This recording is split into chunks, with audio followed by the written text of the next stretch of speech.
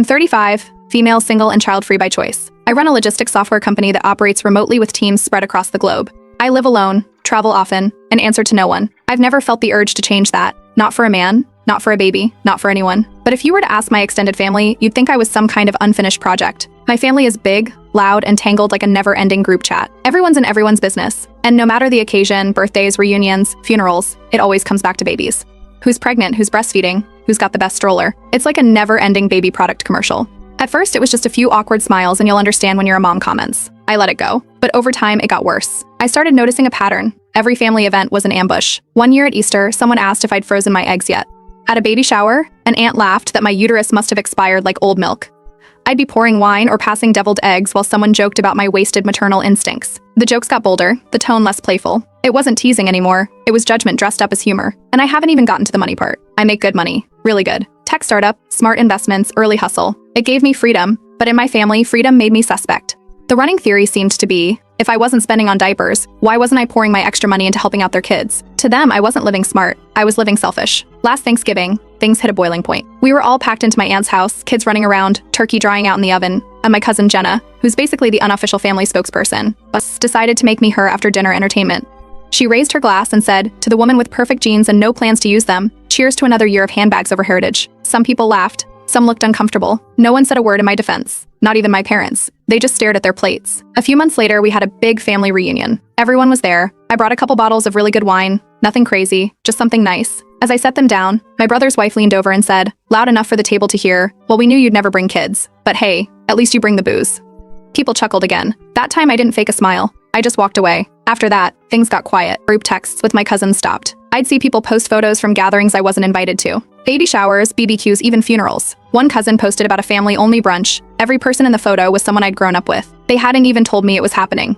I went from being part of the family noise to a complete outsider. And honestly, it stung. I didn't lash out. I didn't post rants online or call anyone out. I just redirected my energy. My company had been doing some low-key charity work for a while, tech classes, remote job training, donations to shelters, but I decided to scale that up. I focused on programs that helped single moms learn digital skills, apply for better jobs, and access childcare so they could actually attend the training. I didn't plaster my name on anything. No branding, no press. And here's where it gets interesting. In one of our board meetings, a new public-private initiative came across our desk.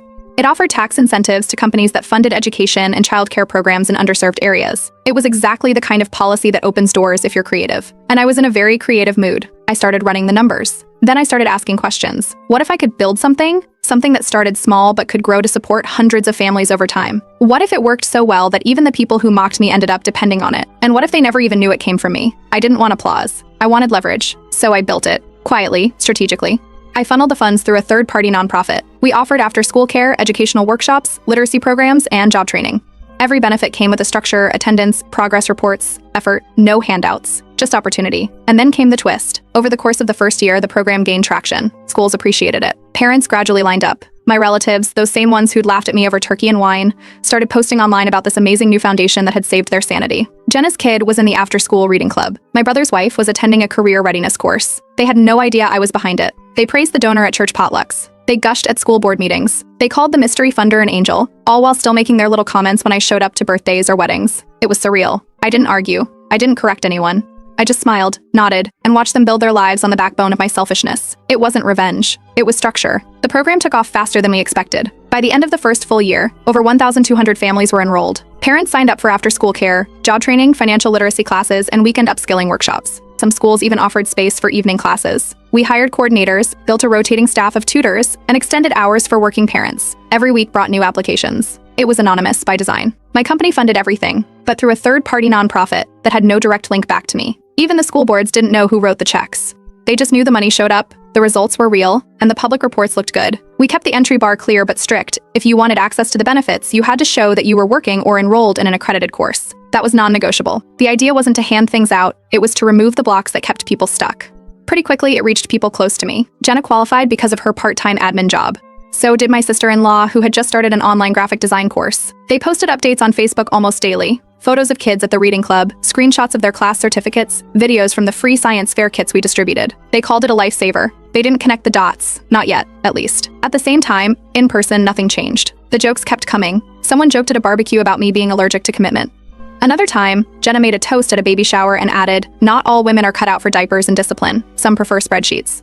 I just sat back and watched them clink glasses while praising a mystery funder whose money came straight from the account they'd spent years mocking. Behind the scenes, we kept tightening the program. Everyone had to attend financial literacy sessions. They had to submit quarterly progress logs. We tracked attendance. We had a help desk. We made exceptions for emergencies, but if you skipped things or didn't engage, your access was paused. And that's exactly what happened with a handful of participants. A few parents missed their workshops, forgot to submit updates, or skipped out on their kids' scheduled after-school pickups. Their profiles were flagged. When services got paused, they complained. One mom went on a mini rant in a PTA group about too much red tape. I recognized the name. She was a cousin's neighbor. As the results rolled in, local businesses started taking notice. One construction firm offered to sponsor new work boot stipends for moms in trade school. Another tech company provided refurbished laptops. Suddenly, we weren't just funding support, we were building a regional network. What started as a quiet, personal experiment had grown into something too big to ignore. Still, most people hadn't connected it back to me.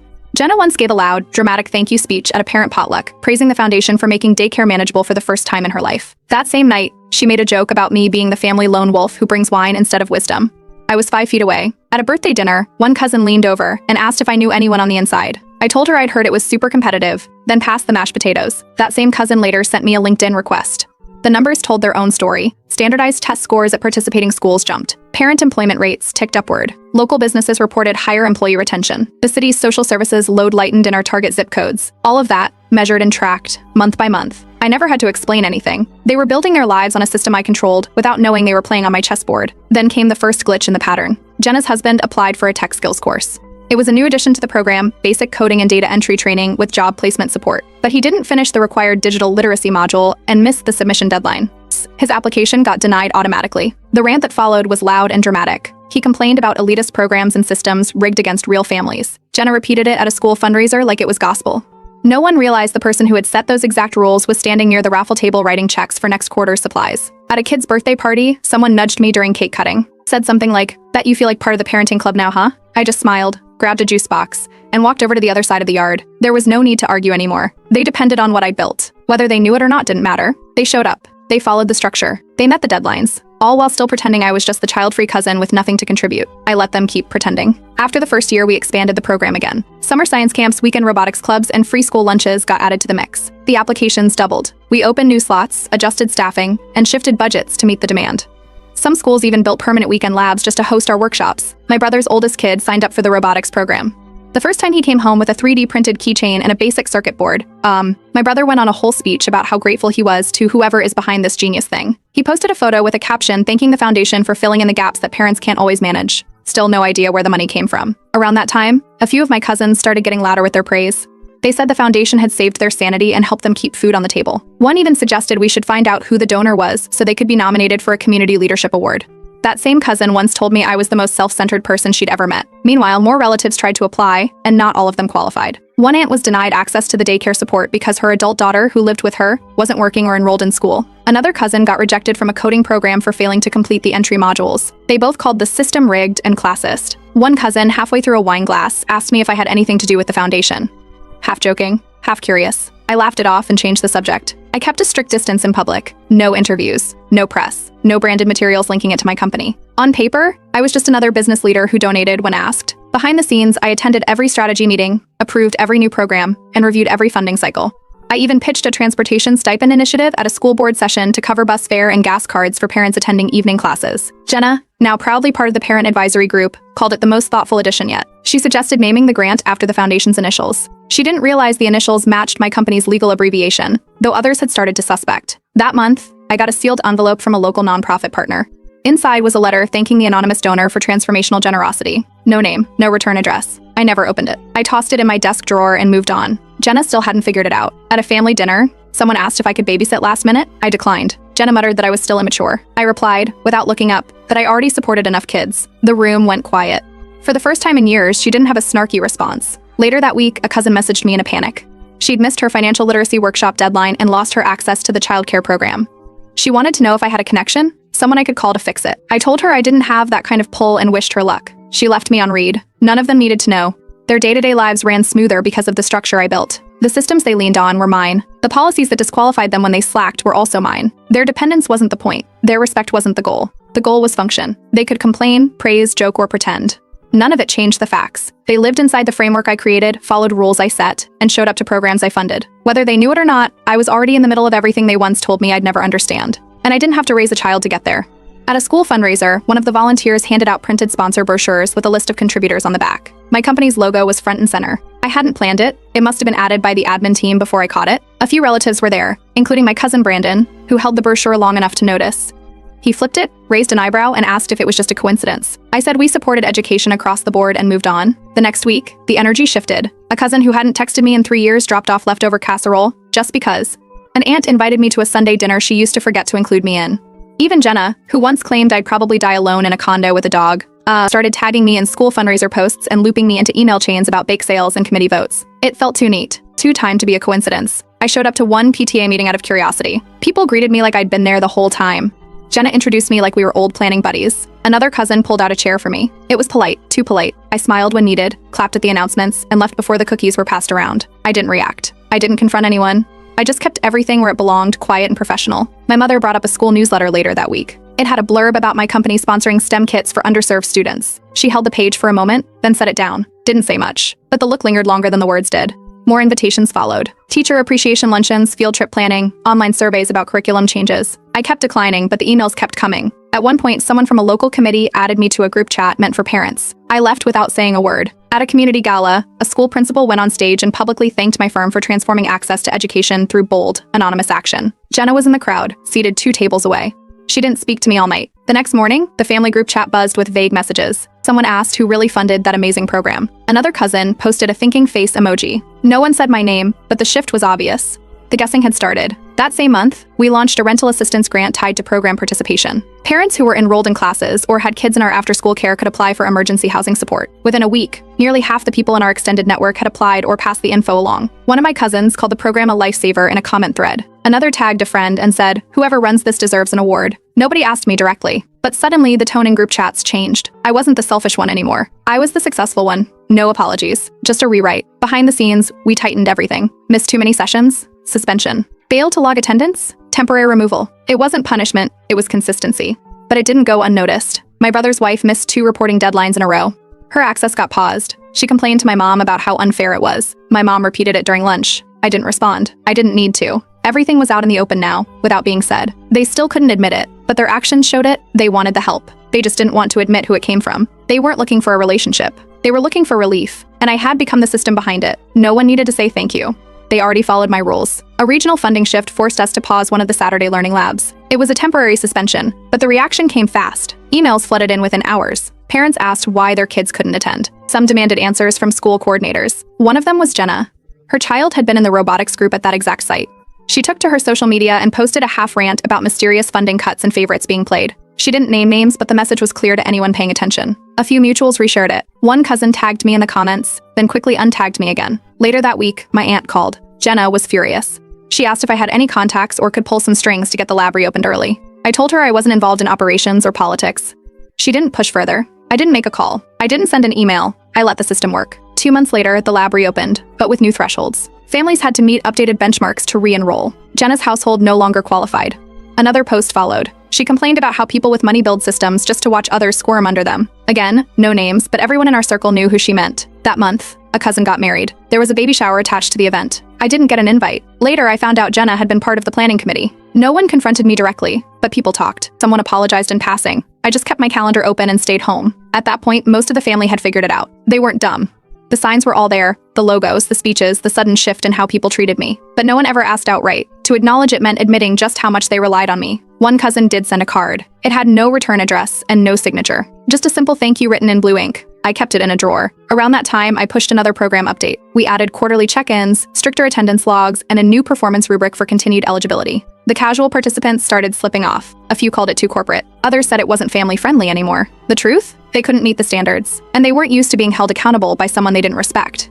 At a summer fair, Jenna's youngest walked past one of our booths. He asked why he wasn't allowed back in camp. Jenna froze mid-step, then dragged him away without answering. Not long after, a cousin cornered me at a community event. She asked if I had anything to do with the program. No half smiles, no sarcasm. I just asked. I told her yes. I built it from scratch. She nodded. That was it. No applause. No lecture. The room shifted, but no one said a word. Soon after, I appointed a new group of community advisors to help manage expansion. Most of them were in their 20s and 30s, none of them parents. They were skilled, organized, and driven. We chose based on capability, not family status.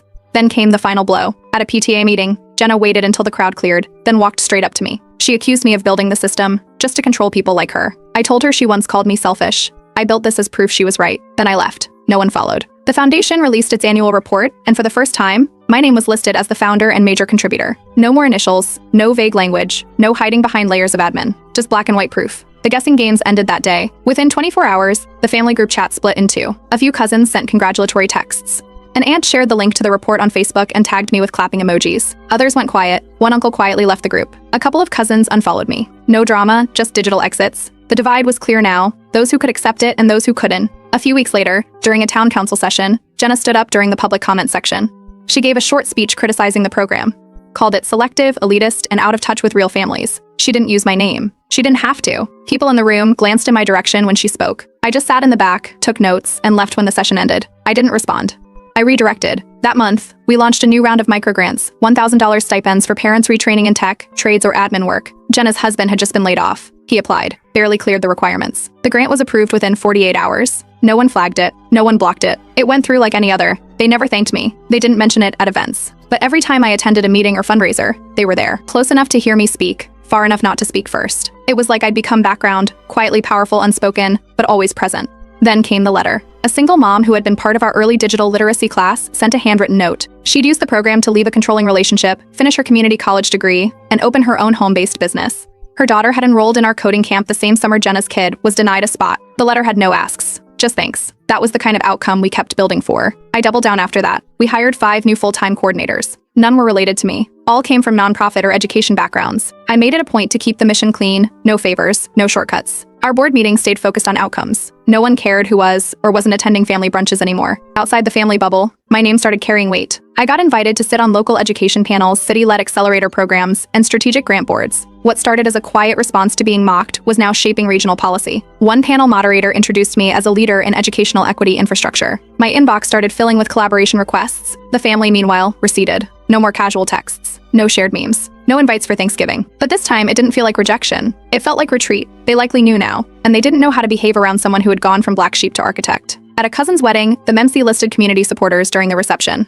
My name came last, highlighted for transforming educational access in underfunded schools. Half the room clapped. Jenna didn't. Her husband did. I kept my speech short. No emotional stories. No metaphors about children being the future. Just data, enrollment numbers, graduation rates, and a public thank you to teachers.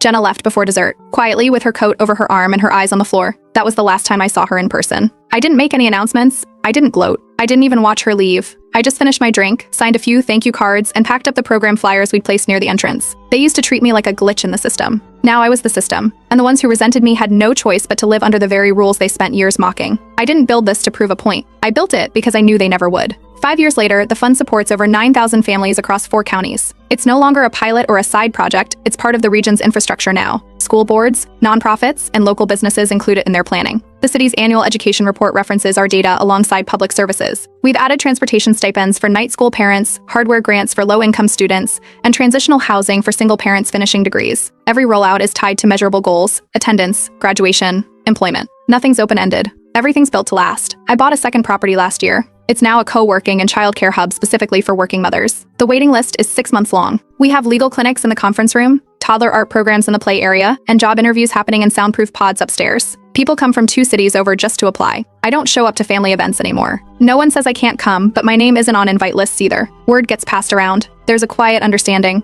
It's not drama anymore. It's just distance. They all know now. There's no confusion left. But no one brings it up. Not in person, not online.